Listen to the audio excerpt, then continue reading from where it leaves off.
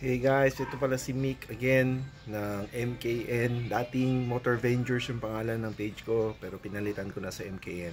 So that would be my final name para sa page na to kasi nakatatlong change na ako ng pangalan. So itong short review ko ngayon sa aking Honda Beat, it will be brutally honest. Sa lahat ng gustong bumili ng Honda Beat at actual owners ng Honda Beat, alam nyo na tama tong sinasabi ko.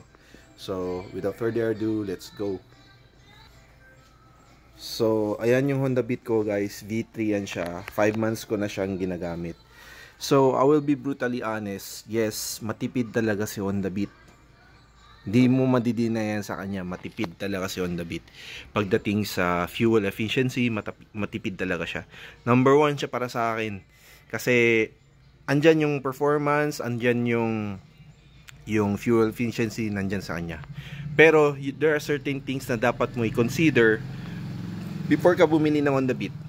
Number 1, ang sasabihin ko sa mga ayaw ko sa kanya ha, yung tagtag ng ano niya, shock niya sa harap. Kung di ka marunong mag tire pressure, maglaro ng tire pressure, sobrang tagtag ng Honda Beat, ng Honda Beat front shock, lalo na pag bagong labas sa kasa, sobrang tigas ng gulong niyan. So sobrang tad-tad ng gulong, promise guys. Bawasan nyo agad ng hangin, tamang PSI, yung standard PSI niya, bawasan nyo ng 2 siguro or 3, depende na sa preference nyo kung anong gusto nyo. Yung sa likod medyo okay naman, pero advice ko lang bawasan nyo ng 1 or 2 rin para mabawasan ko yung tagtag. Yes guys, matagtag siya. So pag nasa highway ka, tapos alam mo naman dito sa Pilipinas, uneven yung mga roads dito. May mga parts na maganda, spalto, yung ibang parts medyo malubak. So, kapag sa kurba ka, nagbabanking ka, not banking, like kukurba ka lang, ganun, then mabilis ka, I advise you na mag-slow down ka lang pag gamit mo si Honda Beat. Kasi, matagtag talaga siya. So, yung kapit ng gulong, di masyado 100% kapit na kapit kasi matagtag yung daan. Bale, uuntol-untol ka, gaganon-ganon yung motor. So, there's a tendency na masisemplang ka pag kukurba ka. So, dahan-dahan lang guys. Yun lang. Sa highway, hindi ko i-deny na pwede itong pang long drive. Pero, the assurance sa safety, pagdating sa safety, dapat hinahina lang talaga kayo pagdating sa mga kurba. Kasi, kahit pa okay yung gulong nyo, pero yung standard shock yung gamit mo dito sa Honda Beat. So, yung safety is not 100%. No assurance. So, hinahinay lang sa kurba. Yun yung number 1 na ayaw ko talaga sa kanya. Kasi ilang beses ko na siyang tinabel sa long drives, sa long rides namin. Yun talaga yung number 1 na napansin ko sa kanya. Then, yung pangalawa kong napansin sa kanya, sa Honda Beat is yung, ewan ko lang ha, depende lang sa inyo guys, pero yung ilaw niya mahina.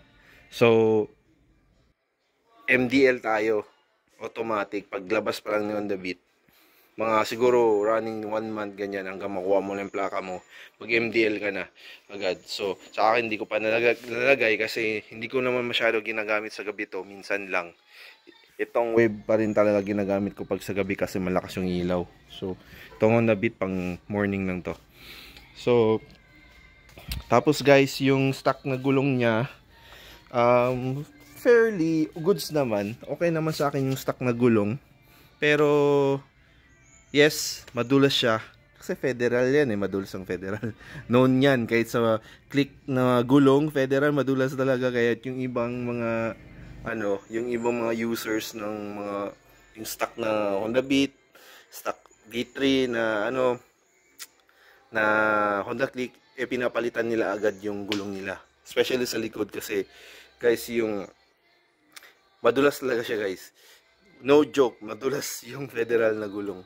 So yun lang yung tatlo na ayaw ko kay Honda Beat talaga, which is pag first time user ka ng motorcycle, malaki agad yung expectation mo. Normal lang yan, malaki agad yung expectation mo sa isang motor. So pag malaki yung expectation mo sa isang motor na gusto mo mabilis, mabilis mo tumakbo, matulin, Tapos maganda yung road, yung performance sa malulubak na daan. So mabibigo ka lang. Huwag ka mag Honda Beat pag yan yung mga gusto mo sa isang motor. Marami pang ibang motor dyan na pwede mong piliin. This is a brutal, honest review. So, di ko sugarcoat yan kahit motor ko Honda Beat. Actually, itong Honda Beat na to, niregalo to sa akin ng kapatid ko. Di sa sinasabi natin na di tayo thankful. Yes, thankful tayo, pero syempre, para sa kaalaman ng mga ibang tao na gustong bumili ng Honda Beat, buti na lang napadaan ka dito sa video na to para hindi sobrang taas ng expectation mo sa motor na to. At least, maano natin ba?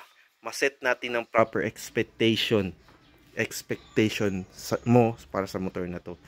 So, okay yung fuel efficiency, pag city drive, chill ride, dito lang sa area, sa syudad ka lang, goods na yan. Pero long ride, ingat lang. Ingat lang. Di sa sinasabi ko na hindi siya pwede sa long ride. Ang sa akin lang, ingat ka lang. Basta isaisip mo yung mga sinabi ko niya.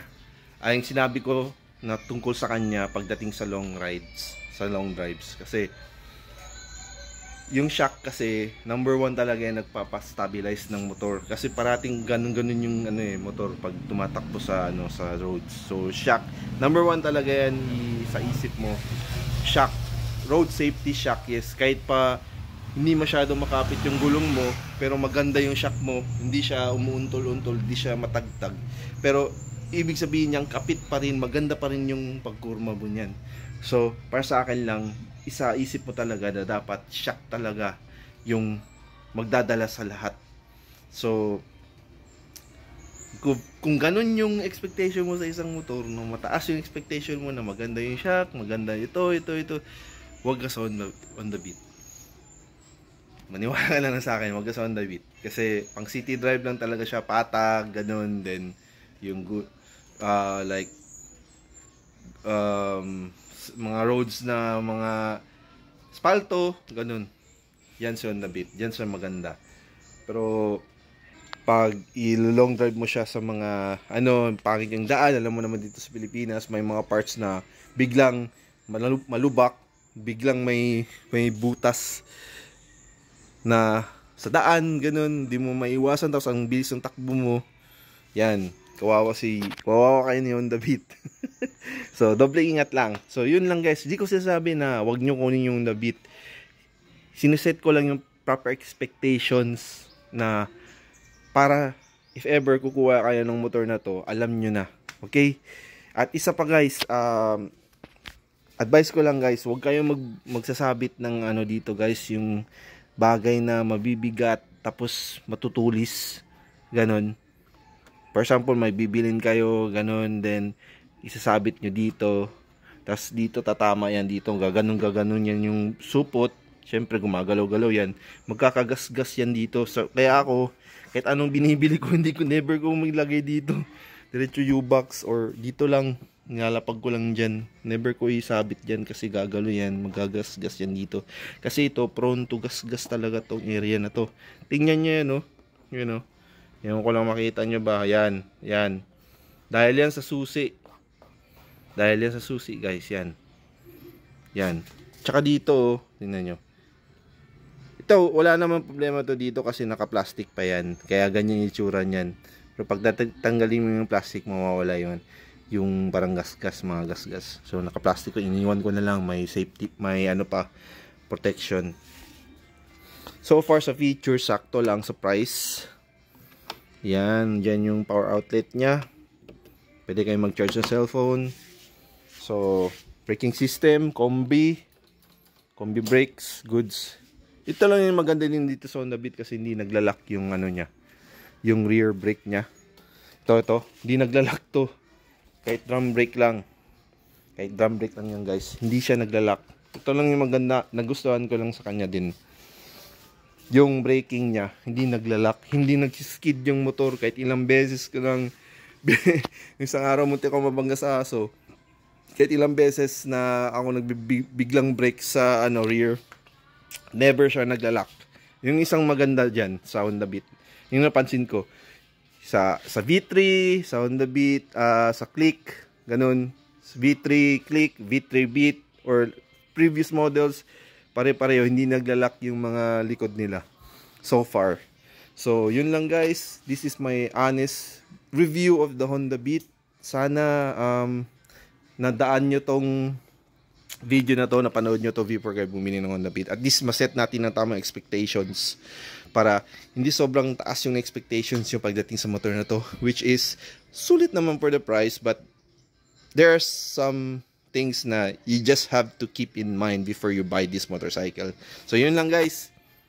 Have a safe ride sa lahat and God bless.